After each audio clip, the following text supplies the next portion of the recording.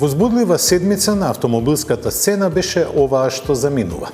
На сцената се појавија нови генерации од постоечките модели, се најавија нови олеснувања во сообраќајот, а не останаа неми ниту марките за ултрабогатите, кои како да не можат да се помират со конкуренцијата. Имаме жешки новини и нив ги започнуваме со трите новести од BMW, а потоа и од Toyota и Lexus. Добродојдовте во Автомагазин, вашиот прозорец кон светот на автомобилите.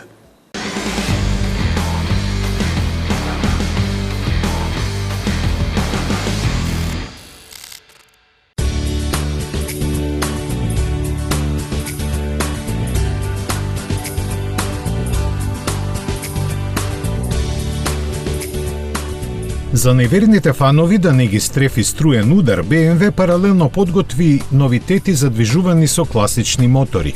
Така серијата 4 која беше представена лани ова време сега доби и Гран Купе верзија, која е пандан на електричниот i4. Освен неколку стилски детали, тие дизајнерски не се разликуваат. Бубрезите се со иста големина, а задниот дел и силуетата се идентични. Внатрешноста малку е поинаква, но генерално амбиентот е тој, модерен и исполнет со нови технологии. Иста и механичката основа базирана на CLAR платформата, но нема да се произведуваат во иста фабрика. Вистинската разлика е под хаубата, каде кај Гран Купе серијата 4 на почетокот ке чука само бензинско срце во две изведби. 4-цилиндричната ке има 2 литра и 245 коњи, а 6-цилиндричната 3 литра и 374 коњски сили. Понудата во иднина ќе биде проширена со уште еден бензинец од 184 и еден дизел од 190 коњи. Продажбата ќе започне во ноември по цени кои во Германија ќе стартуваат од 46.000 евра. BMW истовремено настапи со обновените верзии на сегашните генерации на X3 и X4. И двата модела имаат дотеран преден дел со изменети браници и нови светла кои им даваат поагресивен изглед. Назад корекциите се помали, а внатрешноста е модернизирана со очекуваните трендовски додатоци. Тука спаѓаат head-up дисплејот, инфозабавниот систем со голем екран и избогатената листа безбедносни асистенти на возачот.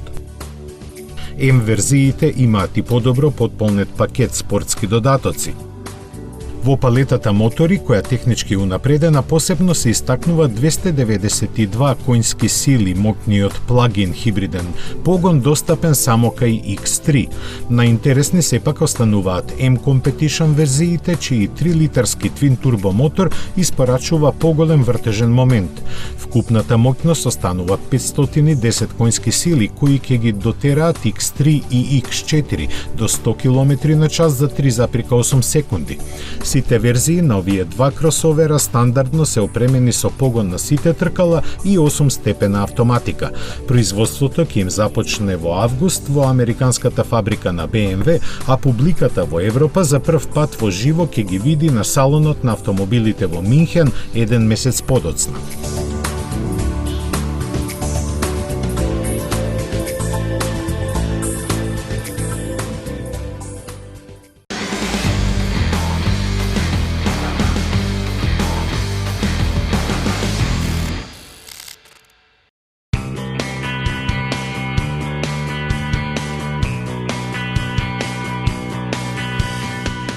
Кога Lexus NX се појави пред 7 години, беше најмал модел на марката, но таа улога му ја зеде UX. Мораше да му препушти и дел од купувачите кои сепак останаа во голем број.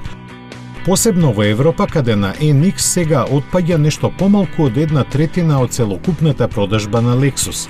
Тоа беше доволно јапонскиот производител да посвети значајно внимание при подготвувањето на втората генерација на овој кросовер.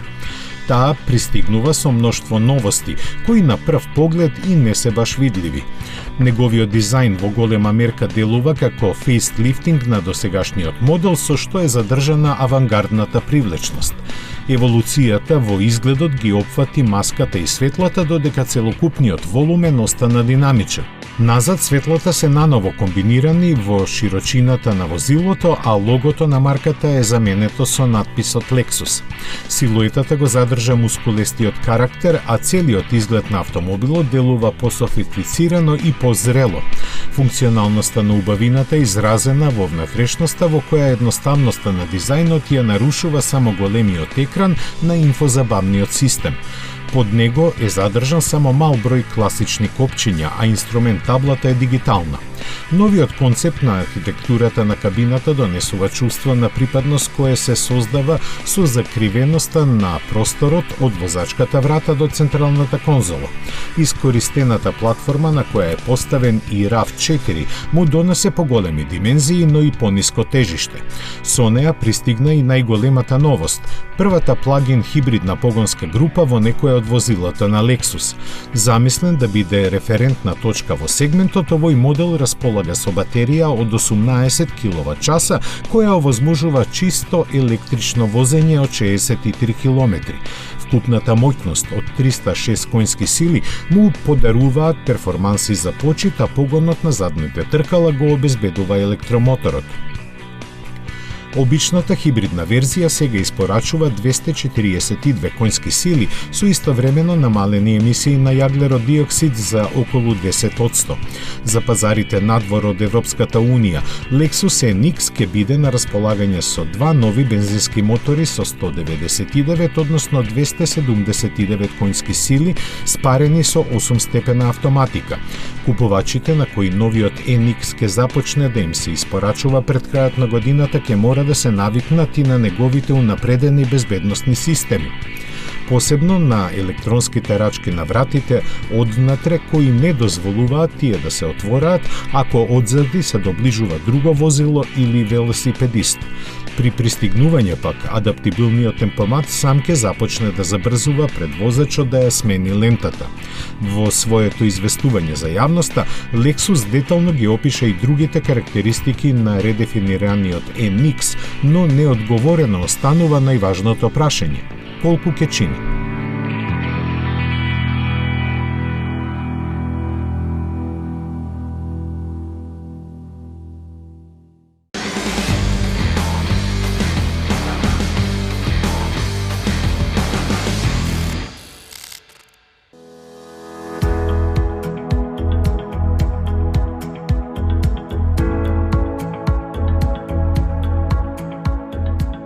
Toyota Land Cruiser владее во сегментот на теренците наменети за најтешки задачи веќе 7 децении и 9 генерации, од кои последната цели 14 години.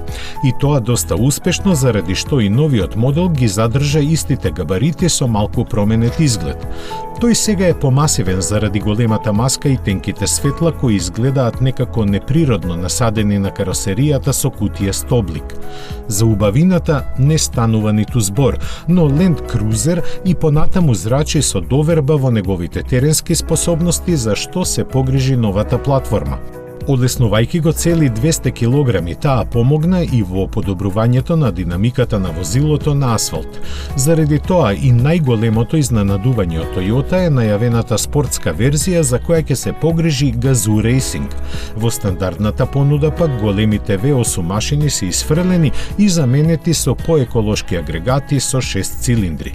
Бензинскиот има 3,6 литри, од кои со помош на 2 турбокомпресора се излекуваат 415 коњи, а дизелот е од 3,3 литри со 309 конски сили.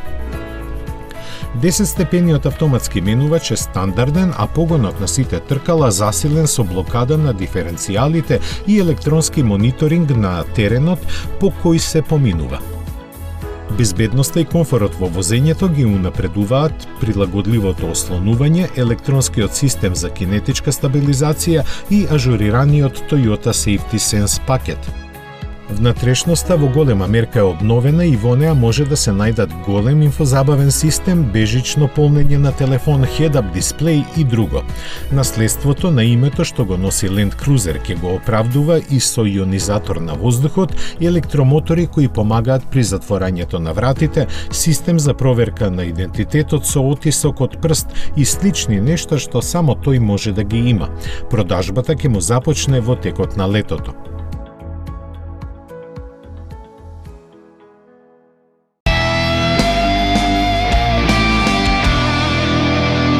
Како ќе изгледа возилото на иднината? Ќе има предни светла кои личат на лавовски заби. Лавовски заби? А дали ќе лета? Не, тоа е смешно, ама ќе има 3D инструмент табла со сите потребни информации. Дали можеш да го нацрташ тоа возило? Јас не цртам толку добро, но може нешто како ова.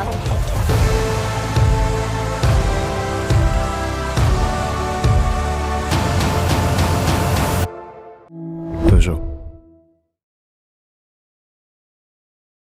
Нов автомобил го сакам, но овој пат има правила. Нема храна во автомобилот. Само смеј крени нозе и ќе те ги отсечам. Нема гласна музика. Нема ни миленици. Нема шанси. Океј, може би од следната недела. Новиот Opel Crossland.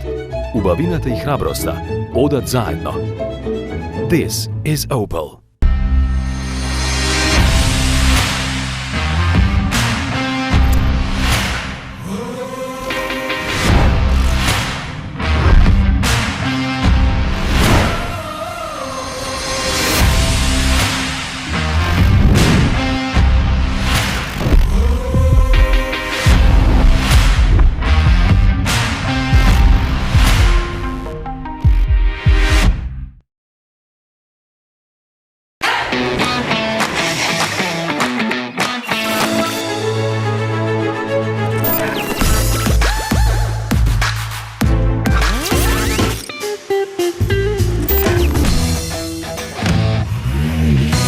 Едноставно до нов автомобил со Шпарка се лизинг.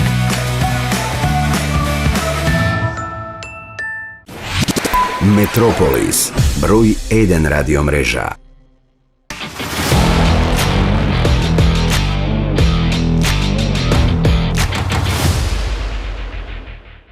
Во блиска иднина сите услуги поврзани со автомобилите ќе може да се плаќаат централно преку една сметка која ќе пристига месечно. За тоа се погрижи британската компанија Паркопедија, која ќе го интегрира овој систем во 90 земји. Пред овој прилог ќе се навратиме на аферата Дизелгейт. Платите и бонусите на менаџерите во автомобилската индустрија се огромни, но и одговорноста. Од оваа афера Volkswagen изгуби многу пари, па затоа сака да добие одштета од тогашното раководство. Еве ги деталите.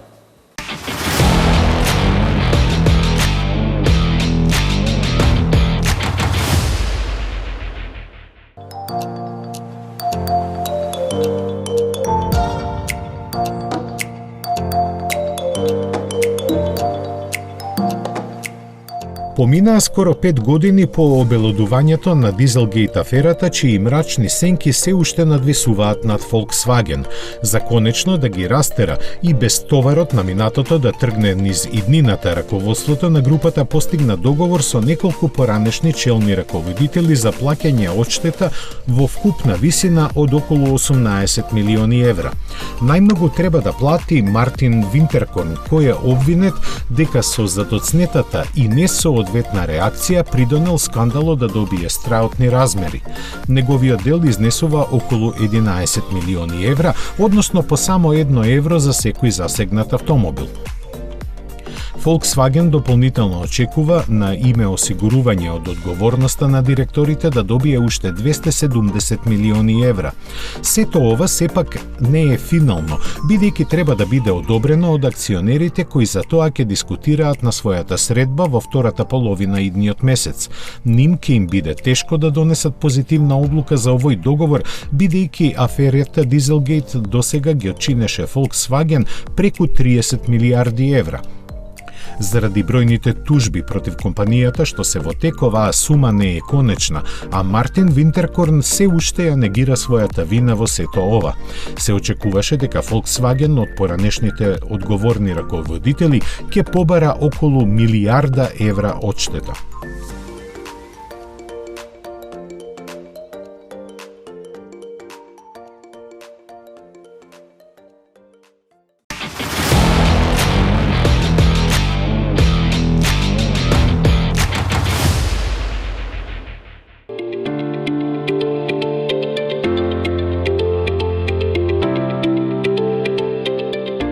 Веќе ги чувствуваме придобивките од напливот нови технологии кои во целост ќе го изменат начинот на нашето живење. Но меѓу нив еден значаен сегмент се уште останува недоволно покриен. Се работи за интегрирано дигитално решение за плаќање на трошоците поврзани со секојдневното користење на возилата, паркирањето, полнењето гориво или струја и патарините. Се проценува дека за 5 години овој пазар ќе порасне за дури 1000 пати на 11 милијарди долари глобално. Британската компанија Паркопедија веќе има развиена платформа со која целосно се опфаќаат овие услуги и тоа на наједноставен начин. Кога возачот, например, ќе има потреба од полнење на батериите на својот електричен автомобил, ќе добие информации каде се најблиските полначи и колку чини полнењето. Со еден допир со прст или пак со гласовни команди, тој бира каде сака да оди, а апликацијата ќе го резервира полначот за него и ќе го насочува низ сообраќајот. Кога ќе стигне на локацијата, на возачот му останува само физички да го приклучи кабелот, додека полнењето автоматски ќе биде активирано. Слично и со другите услуги, чие плаќање се врши еднаш месечно со збирна сметка. Паркопедија е глобален лидер во дигиталните услуги поврзани со паркирањето. Работи во 90 земји низ светот и во нејзината база се вклучени 70 милиони паркинг места.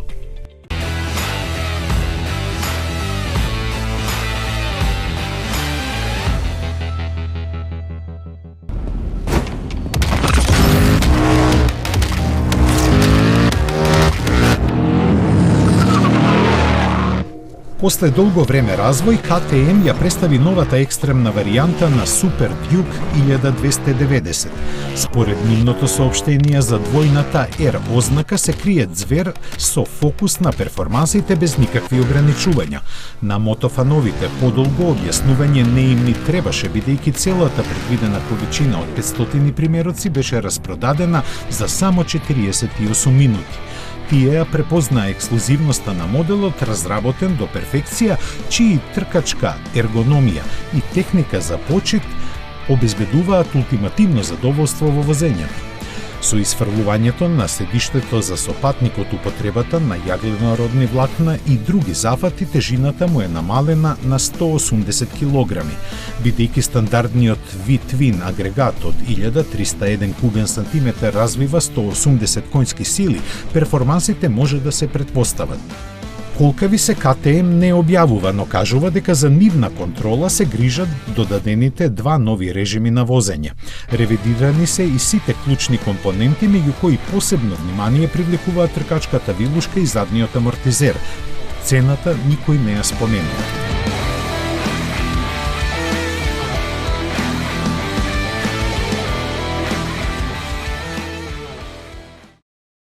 Важен дел од портфолиото на Ford се пикапите и теренците. Во игра е вратено името Maverick, овој пат како пикап со модерни решенија. Веднаш потоа се враќаме низ времето.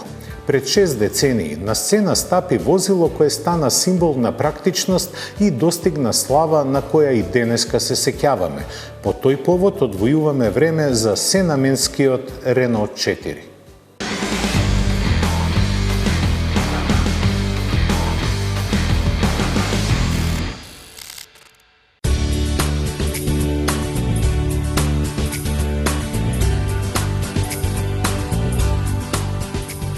Со исфрлањето на седаните од своето американско портфолио, Форд се концентрираше на теренските возила и пикапите за кои смета дека ќе му донесат повеќе пари.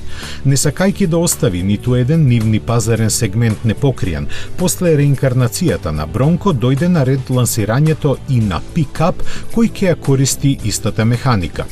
Поточно на неговата спорт верзија која има самоносечка каросерија која во основа води потекло од Ford Focus.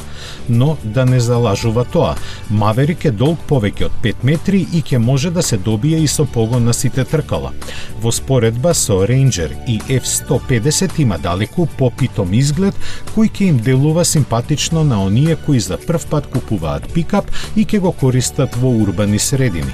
Затоа и неговата хибридна верзија која располага со 191 конска сила ќе доаѓа само со CVT менувач и предни погонски тркала. За останатите е наменет дволитарскиот турбобензинец со 250 коњи и 8 степена автоматика. Ностивоста му изнесува околу 700 килограми, а може да повлече приколка тешка до 1,8 тони, односно само половина од тоа во хибридната изведба. Неубедливоста на овие бројки се компензира со модерната внатрешност пополнета со трендовски технологии, кои меѓу се друго обезбедуваат и бежично поврзување до 10 уреди. Ford Maverick, кој со цена од $20,000 на американскиот пазар ќе се појави есенва, ќе се произведува во Мексико заедно со Bronco Sport. Негово лансирање во други региони од светот не се споменува.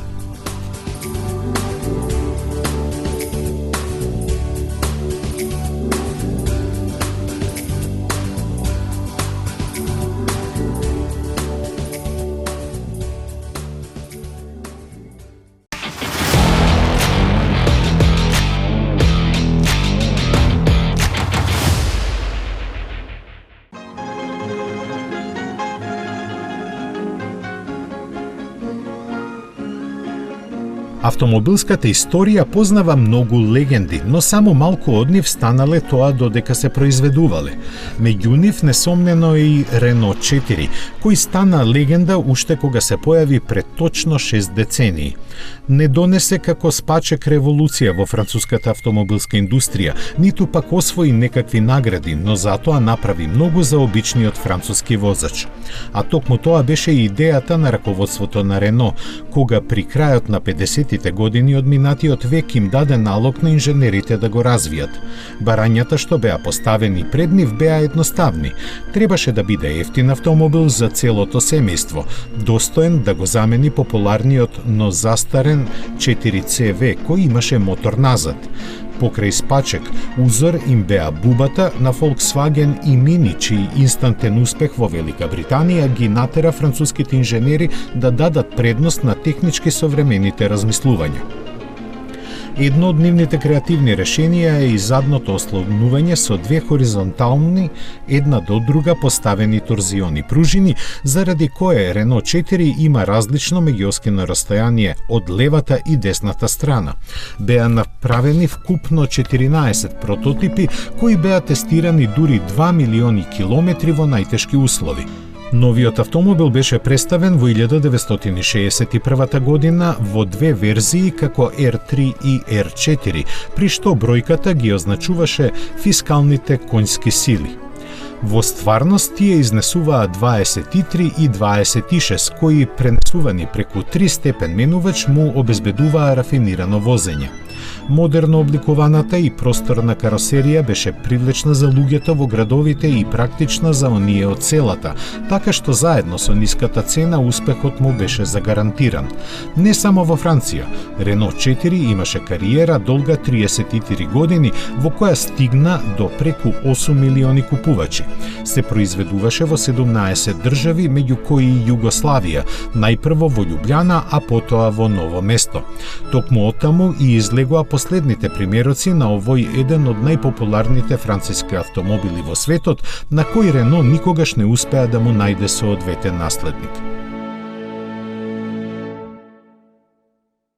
Само една недела од представувањето на Римац Невера како најбрз хиперавтомобил на светот, дојде одговор од Бугати.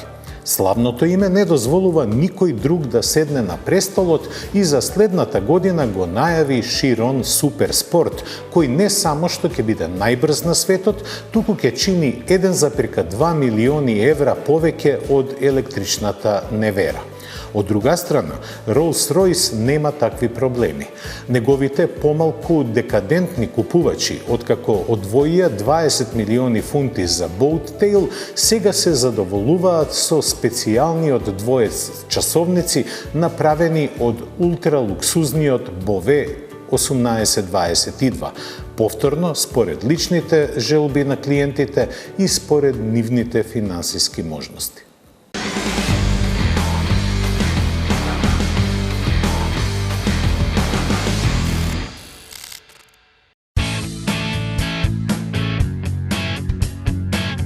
Се поголемиот наплив на хиперавтомобили погонети на струја го мобилизира Bugatti. Новата верзија на Chiron е најавена за идната година со додавката Суперспорт, која ќе биде побрза од неодамна представениот електричен Rimac Nevera. Од замокот во Сошо најавуваат максимална брзина од 440 км на час без никаква поддршка од струјата. Инженерите се горди на својот модифициран W16 мотор, кој од 8-литарска зафатнина испорачува 1600 конски сили, што е за 100 коњи повеќе од досегашниот агрегат. За подобрените перформанси, вртењето на моторот е зголемено за 300 вртежи и сега достига 7100. Вртежниот момент од 1600 Нм сега е достапен во распон од 2 до 7000 вртежи во минута.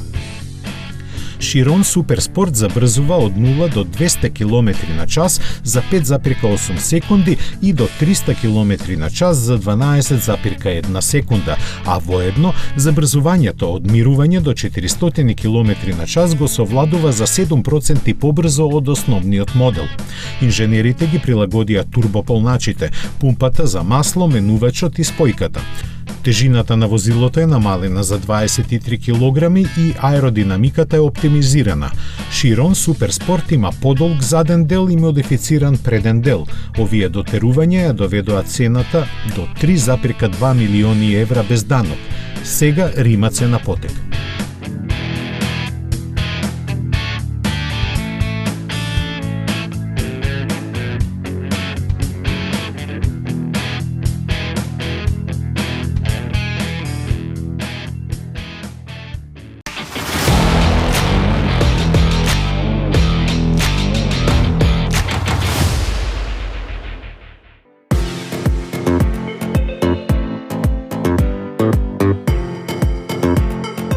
Представувајќи го Boattail како најскап автомобил во светот, Rolls-Royce не кажа зошто тој чини енормно високи 20 милиони фунти.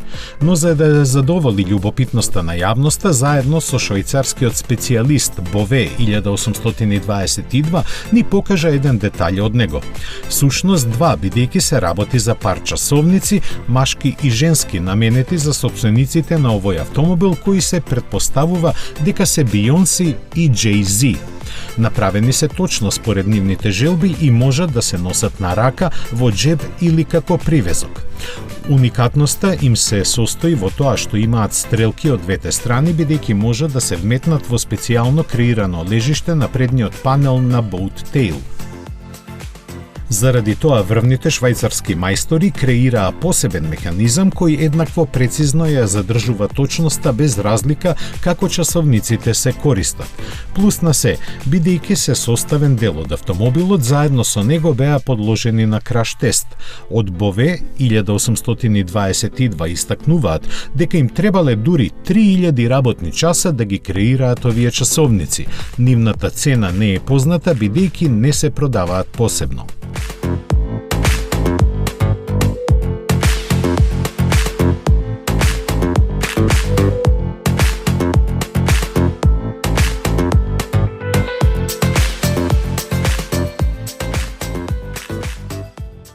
Времето е единствена категорија што не може да се врати. Дали имале часовник од неколку милиони евра или 1000 денари, трудете се квалитетно да го поминете своето време со оние кои ви значат. Останете во добро здравје и расположение до нашата следна средба за 7 дена. До гледање.